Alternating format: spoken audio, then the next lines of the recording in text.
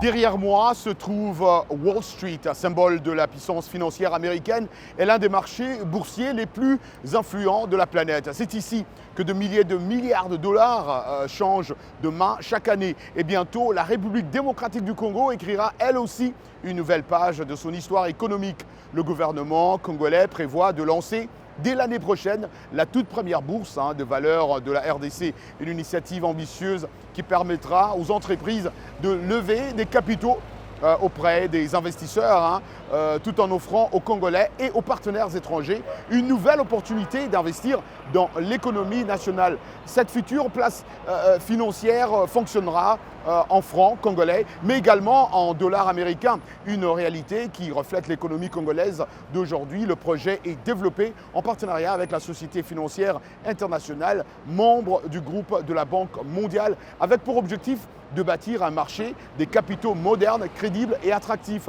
Les premières entreprises attendues à la cotation sont des sociétés minières, un choix stratégique, alors que la RDC détient certaines des plus importantes réserves mondiales de cobalt, de cuivre, de lithium, des minerais devenus indispensables au développement de l'intelligence artificielle, des véhicules électriques et des technologies de demain. Mais au-delà du secteur minier, cette bourse pourrait également ouvrir la voie aux banques, aux entreprises de télécommunications, à l'agriculture, à l'industrie et à bien d'autres secteurs, favorisant bien sûr ainsi une économie plus diverse, créatrice d'emplois. Le défi sera désormais de garantir une gouvernance exemplaire, une réglementation solide et une transparence capable de rassurer les investisseurs, car une bourse ne se résume pas à un bâtiment ou ne se résume pas à des écrans de coalition, mais elle repose avant tout sur la confiance. Alors que le monde tourne de plus en plus vers la RDC pour ses minerais stratégiques, le lancement